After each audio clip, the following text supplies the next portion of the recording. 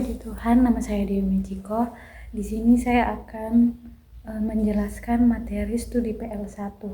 Nah, di sini ada beberapa yang saya akan jelaskan. Yang pertama, pentingnya mempelajari Perjanjian Lama. Kemudian yang kedua, istilah Perjanjian Lama. Dan yang ketiga adalah persamaan dan perbedaan Perjanjian Lama dengan kitab suci Yahudi. Kemudian harmonisasi Perjanjian Lama dengan Perjanjian Baru dan geografi Perjanjian Lama. Kemudian kronologi Perjanjian Lama. Nah, dari sini saya akan bahas satu persatu. Yang pertama, pentingnya mempelajari Perjanjian Lama. Mengapa penting kita mempelajari Perjanjian Lama? Karena Perjanjian Lama berasal dari Allah atau firman Allah. Juga Alkitab secara keseluruhan atau mencakup juga Perjanjian Baru. Kemunculan firman Allah disebut pernyataan atau wahyu Allah. Kata pernyataan atau wahyu dalam bahasa Greek disebut apokalupis, yang secara harafiah berarti membuka tudung-tudung yang kemudian dimaknai sebagai penyingkapan. Konsep wahyu menurut Alkitab dipahami dalam dua bagian, yaitu Allah menyatakan dirinya kepada manusia melalui yang pertama pernyataan umum, yaitu melalui alam, sejarah, hati nurani manusia, dan yang kedua yaitu pernyataan khusus. Pernyataan khusus ini melalui firman dan anaknya Yesus Kristus.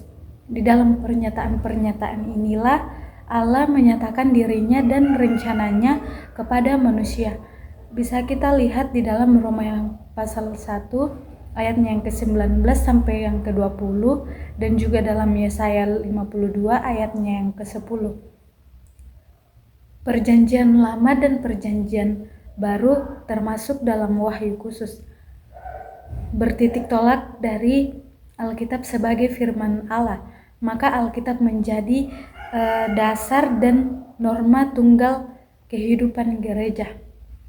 Bahkan karena Allah adalah Esa dan Maha Kuasa, maka terlepas dari beriman atau tidaknya seseorang kepadanya, sifat ini mengikat seluruh kehidupan gereja.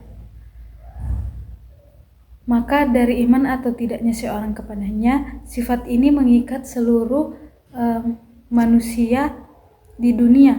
Dari sini dipahami bahwa Alkitab memiliki otoritas ilahi. Otoritas berarti memiliki, mengontrol, menguasai, dan tak terhalangi untuk bertindak pada seseorang. Orang yang berada di bawah otoritas dituntut untuk patuh dan tunduk terhadap otoritas tersebut.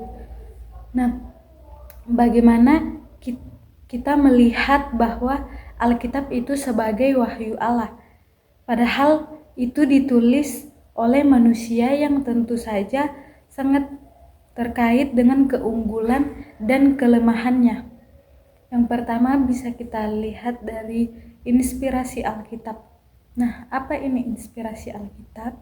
Inspirasi Alkitab adalah suatu proses di mana manusia menerima ilham Allah untuk menulis apa yang diwahyukan Allah. Bisa kita melihat dalam 2 Timotius pasalnya yang ketiga ayat 16.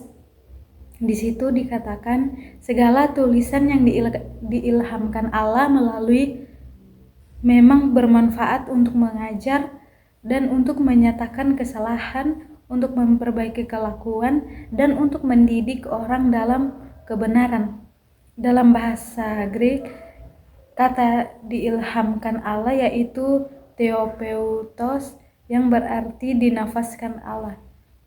Jika kita mencermati tulisan kitab suci, gaya dan latar belakang sosial, pendidikan dan sebagainya dari para penulis turut mewarnai tulisan-tulisan dalam Alkitab, tetapi itu bukan berarti mengurangi unsur pengilhaman penuh dari Allah.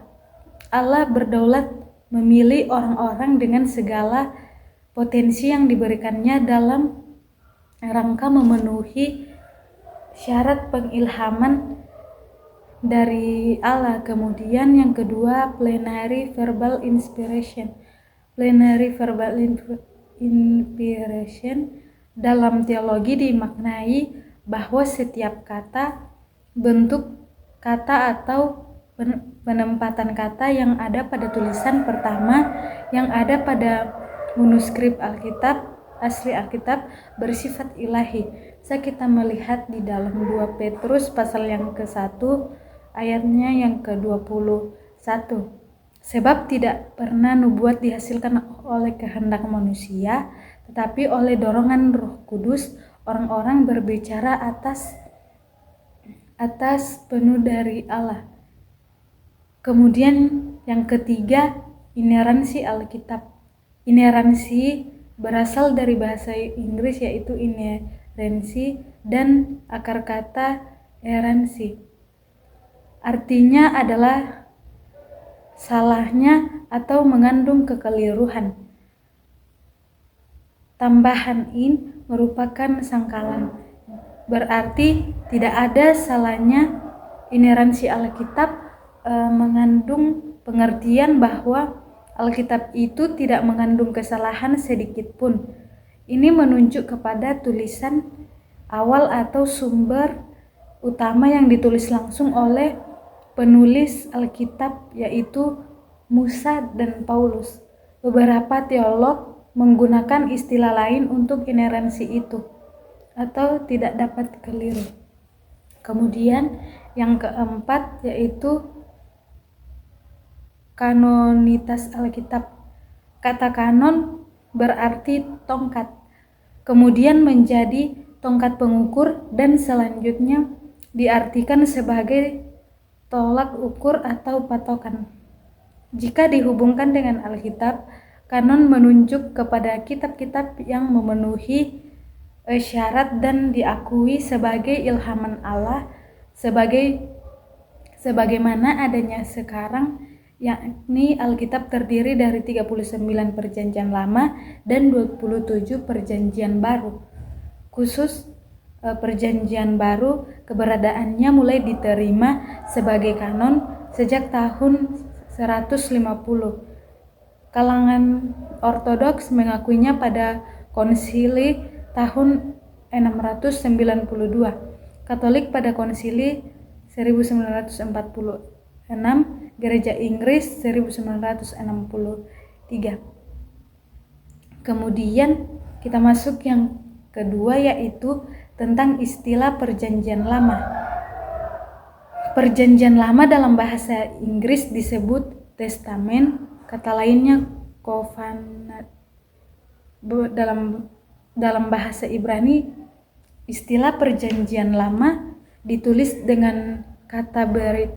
Kata ini menunjukkan pada kesepakatan bersama antara dua pihak. Kata ini memiliki arti membelah. Digunakan untuk mengekspresikan sebuah praktek penyembelihan korban yang dibelah menjadi dua bagian di wilayah timur. Dekat zaman dahulu, ketika membuat sebuah perjanjian antara Allah dengan umatnya, hal ini berarti jika satu di antara dua pihak yang mengingkari perjanjian akan dibelah menjadi dua bagian. Jika perjanjian manusia, seperti yang dimaksud di atas, adalah kesepakatan bersama antara kedua pihak. Tidak demikian dengan perjanjian Allah dan umatnya. Perjanjian ini adalah perjanjian sepihak yang mengingkari perjanjiannya, kesepakatan bersama antara dua pihak. Tidak demikian dengan perjanjian antara Allah dengan umatnya. Perjanjian ini adalah perjanjian sepihak dan berdaulat dari Allah. Penyebabnya adalah Allah sebagai pencipta dan manusia sebagai ciptaan bukanlah dua eksistensi setara ditambah lagi manusia sudah jatuh ke dalam dosa.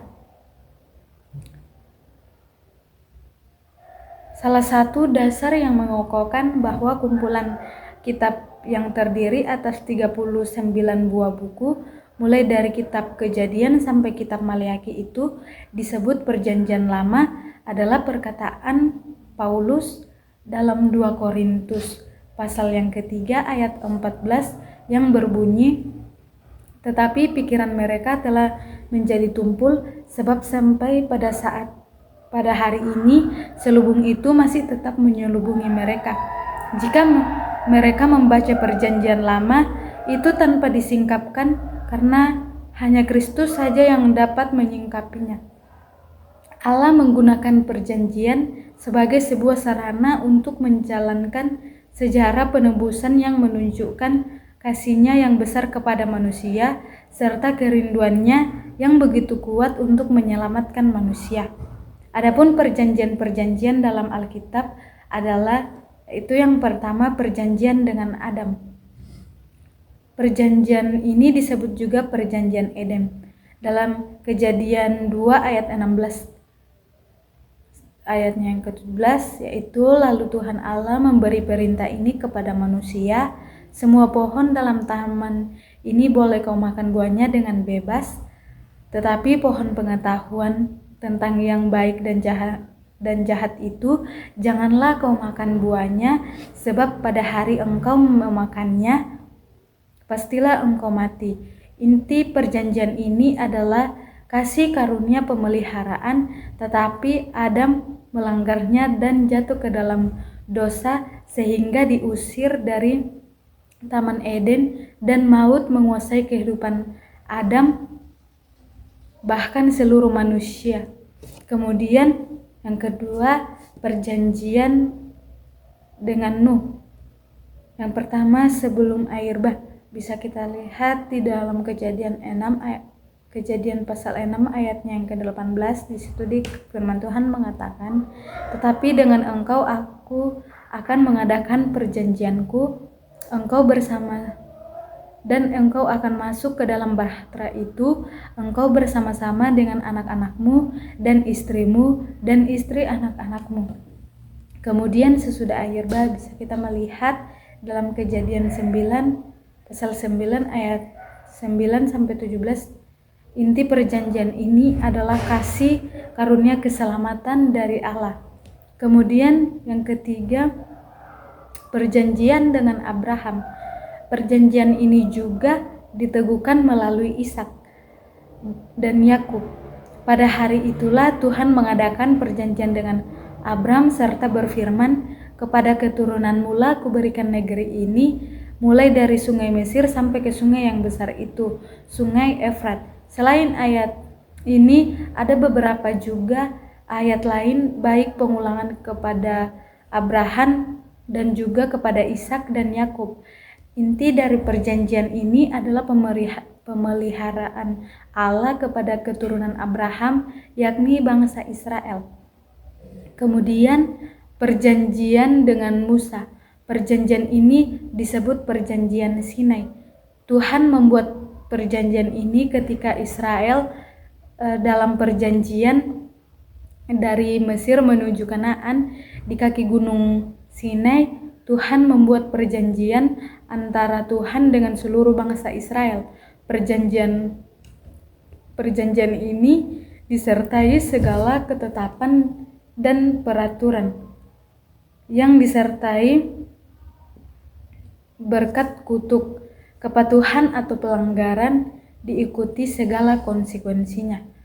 Inti dari perjanjian ini adalah jaminan pemeliharaan dan keselamatan. Kemudian perjanjian dengan Daud. Dalam Mazmur pasal 89 ayatnya yang ke-3 sampai 4, di situ firman Tuhan mengatakan, "Engkau telah berkata, telah kuikat perjanjian dengan orang pilihanku, aku telah bersumpah kepada Daud hambaku, untuk selama-lamanya aku hendak menegakkan anak cucumu dan membangun tahtamu turun-temurun." Perjanjian dengan Daud ini menegaskan kepada nabi-nabi yang berpusat pada Mesias yang akan muncul kelak. Sama seperti perjanjian-perjanjian sebelumnya, inti perjanjian Daud adalah penyaluran kasih karunia, penyertaan dan keselamatan manusia. Kemudian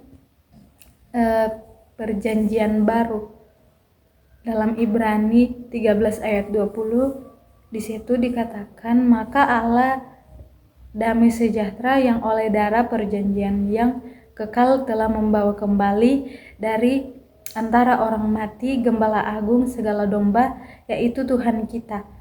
Ini karya Kristus merupakan manifestasi dari perjanjian baru di mana ini merupakan pencapaian tertinggi dan terakhir dari segala perjanjian. Artinya sesudahnya tidak ada lagi pergantian untuk menyempurnakannya. Itu sebabnya disebut kekal. Perjanjian ini pula merupakan kebahagiaan tertinggi dan bernilai kekal. Kemudian kita masuk dalam bagian yang ketiga, yaitu persamaan dan perbedaan perjanjian lama dengan kitab suci Yahudi. Isi dari perjanjian lama dan kitab suci Yahudi itu sama, yang berbeda hanya pada pengelompokannya. Untuk itu perlu kita melihat seperti apa pengelompokan kedua kitab suci tersebut. Kita masuk dalam kitab suci agama Yahudi. Kitab suci agama Yahudi ini ditulis oleh Tanakh, singkatan dari Torah, Nebiim, Ketubim. Torah yang artinya hukum merujuk pada 5 kitab Musa, yang artinya kitab nabi-nabi merujuk kepada kitab nabi-nabi. Kemudian dalam perjanjian lama itu, kitab perjanjian lama dibagi dalam 4 kelompok. Kitab ini adalah kitab yang diterima sebagai kanon oleh orang Kristen. Ada juga kitab lainnya yang diterima dan diakui sebagai kitab suci oleh Katolik dan Ortodoks. Kemudian kita masuk yang keempat, yaitu harmonisasi perjanjian baru dan perjanjian lama. Dalam bagian ini kita akan melihat perbedaan dan persamaan dari hubungan perjanjian lama dan perjanjian baru. Seperti telah dilihat sebelumnya, pada perjanjian baru dan perjanjian lama adalah firman Allah dan sama-sama memiliki otoritas Allah, serta keduanya merupakan satu kesatuan yang tidak dapat dipisahkan. Untuk itu bertitik tolak dari hal-hal tersebut, pertemuan atau perpaduan keduanya lebih tepat jika disebut dengan harmonisasi. Kita bisa melihat yang pertama, yaitu perbedaan perjanjian baru dan perjanjian lama. Kita kata harmonisasi ketika kita melihat adanya perbedaan dalam perjanjian baru dan perjanjian lama, kita melihatnya bukan sebagai pertentangan atau kontradiksi, atau juga sebagai ketegangan yang berujung perpecahan, karena memang jika kita dengan seksama memadukan kedua kitab tersebut dengan pendekatan-pendekatan yang tepat, maka yang muncul adalah kekaguman luar biasa terhadap keagungan rencana Allah dalam firman-Nya. Dan dari sekian banyaknya perbedaan antara perjanjian lama dan perjanjian baru, ada beberapa yang menonjol. Itu yang pertama, dalam konteks umat pilihan. Perjanjian lama ini berfokus pada bangsa Israel, dan perjanjian baru berfokus pada gereja. Kemudian penuntasan dosa dalam perjanjian lama dilakukan melalui penyembelihan domba secara berkala. Tiap tahun penyembelihan domba secara berkala tiap tahun, sedangkan dalam perjanjian baru dilakukan Yesus Kristus dikorbankan sekali untuk selamanya. Dan kemudian perjanjian lama ditulis sekitar tahun 1400 sebelum Masehi sampai 400 sebelum Masehi dengan latar belakang penulis sebagian besar nabi. Perjanjian baru ditulis sekitar tahun 45 sampai 95 dengan latar belakang penulis sebagian besar rasul. Kemudian kita masuk dalam bagian yang kedua, yaitu persamaan perjanjian lama dan perjanjian baru. Persamaan yang paling menonjol dan utama dalam perjanjian baru dan perjanjian lama memiliki Allah yang sama. Terjadinya manifestasi kealahan yang dinamis ketika Allah menjadi manusia di perjanjian baru bukanlah sebuah perbedaan atau peningkatan maupun perubahan, tetapi semuanya ada dalam bingkai keesaan yang sempurna. Persamaan di sini bukan mirip. Jika kita menemukan bagian-bagian tertentu dari buku maupun sumber lain yang sama dengan Alkitab, maka itu mirip dan terjadi sebagai kebetulan. Tetapi Allah yang sama dalam perjanjian baru dan perjanjian lama tidak demikian, karena Allah dalam perjanjian lama itu Allah dan perjanjian baru.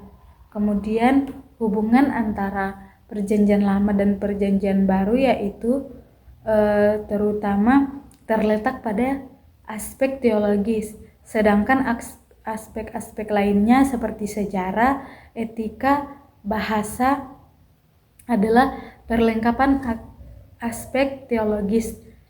Dari sisi aspek teologis ini jelas bahwa perjanjian lama dan perjanjian baru sejatinya adalah suatu kesatuan yang utuh dan tidak dapat dipisahkan. Kitab perjanjian lama hanya akan disebut sempurna ketika dihubungkan dengan kitab perjanjian baru. Demikian pun sebaliknya. Sebagai contoh, kita tidak akan memiliki pandangan komprehensif tentang kemesiasan Yesus di perjanjian baru tanpa memahami karakteristik Mesias yang dinubuatkan para nabi serta konsep Mesias dalam pandangan agama Yahudi di perjanjian lama. Perjanjian lama meletakkan dasar untuk pengajaran dan peristiwa-peristiwa dalam perjanjian baru. Ini yang disebut Alkitab adalah wahyu yang progresif. Jadi penerapan sikap primer sekunder pada kedua kitab ini adalah sebuah kekeliruan besar yang akan berakibat fatal terhadap konklusi teologis yang diambil oleh seseorang. Begitu banyak nubuatan dalam perjanjian lama yang akhirnya digenapi pada masa perjanjian baru. Kita bisa melihat di dalam Matius pasalnya yang ke-9 ayat 31 dan Lukas 24 ayatnya yang ke-44. Keseluruhan dan kelengkapan berita keselamatan harus dimulai dari perjanjian lama dan diakhiri dengan perjanjian baru, sehingga jelas keduanya tidak dapat dipisah-pisahkan. Oleh karena itu perjanjian lama harus dipelajari sebagai sumber dan landasan untuk mengerti penggenapan rencana agung Allah. Berikut yang saya akan jelaskan yaitu berbagai contoh fakta dalam perjanjian baru yang menunjukkan hubungan yang begitu kuat, bahkan hubungan yang menunjukkan saling ketergantungan keduanya. Yaitu perjanjian lama merupakan kitab suci Yesus Kristus. Yang pertama, Yesus mengenal sejarah perjanjian lama. Misalnya kita bisa melihat di dalam Yohanes pasal yang ketiga ayat ke-14 dan kita bandingkan dalam Bilangan pasal 21 ayat 4-9. Kemudian Yesus mendasarkan pengajarannya pada perjanjian lama. bisa kita lihat dalam Matius 5 ayat yang ke-17 dan kita bandingkan dalam Markus pasalnya yang ke-11 ayat yang ke-17. Kemudian kita masuk dalam bagian yang kedua, yaitu Perjanjian Lama banyak dikutip oleh Perjanjian Baru. Ada kurang lebih 2650 kutipan dari Perjanjian Lama dalam Perjanjian Baru, yaitu kurang lebih 350 kutipan langsung. Selain contoh-contoh tersebut, peran penting Perjanjian Lama dalam mendasari pemahamannya terhadap Perjanjian Baru antara lain bahasa, budaya, dan sejarah, dan utamanya teologi, di mana tema-tema teologi Perjanjian Lama ini seperti penciptaan, dosa, hukuman, pertobatan, korban, keselamatan, dan sebagainya menjadi dasar teologi baru.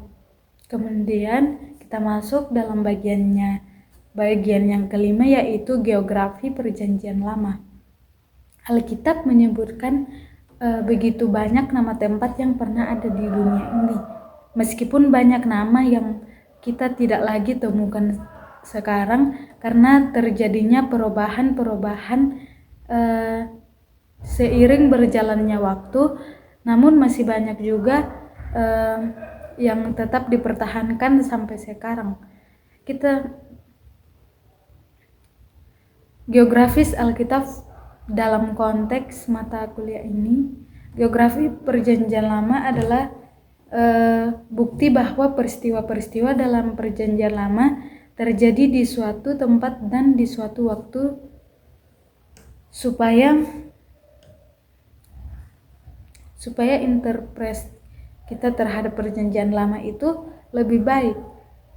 Kemudian ruang lingkup teologi Perjanjian Lama dapat dilihat dari 3 sisi geografi secara fisik, politis, dan sejarah.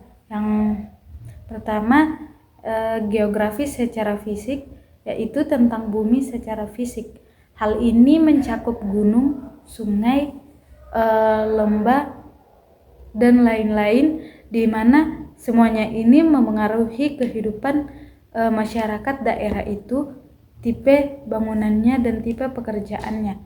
Kemudian geografis secara politis itu tentang pengaturan kelompok masyarakat yang ada, dari kelompok masyarakat yang sederhana yang tinggal berpindah-pindah sampai akhirnya membentuk suatu daerah pemukiman yang memiliki daerah teoriti yang jelas dan bahkan menjadi kerajaan yang berkuasa atas daerah yang lebih luas. Kemudian geografis secara sejarah, yaitu tentang perkembangan sejarah masyarakat dalam satu tempat dan satu waktu. Kemudian kita masuk dalam bagian yang keenam, yaitu kronologi Perjanjian Lama. Kronologi Perjanjian Lama artinya dalam rangka memiliki pemahaman yang memadai tentang Perjanjian Lama.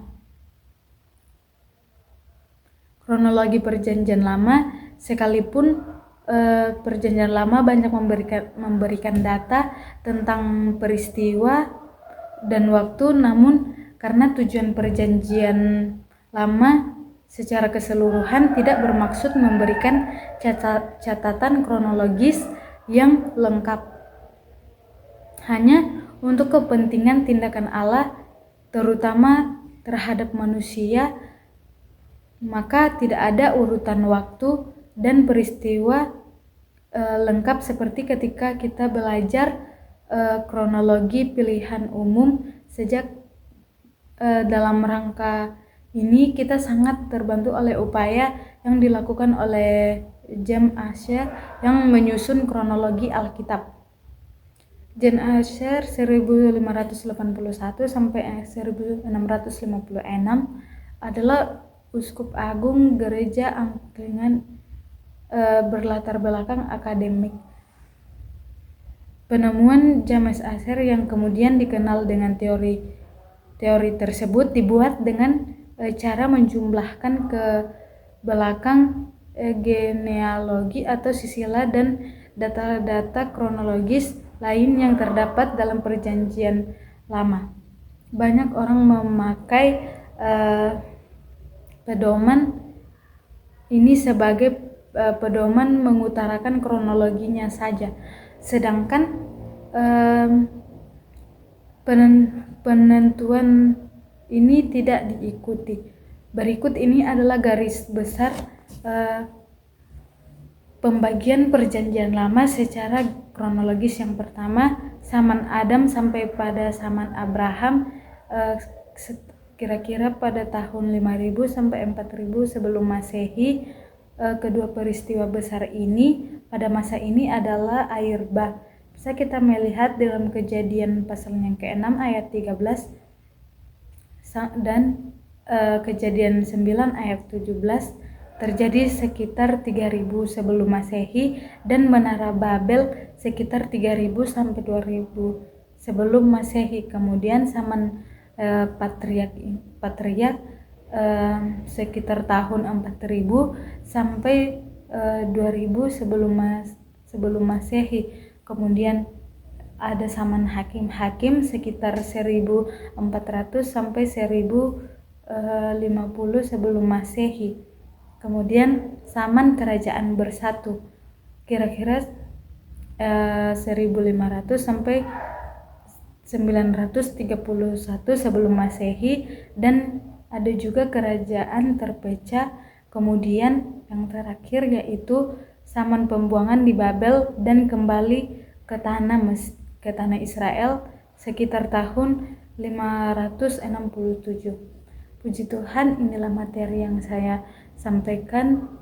Tuhan Yesus memberkati kita semua.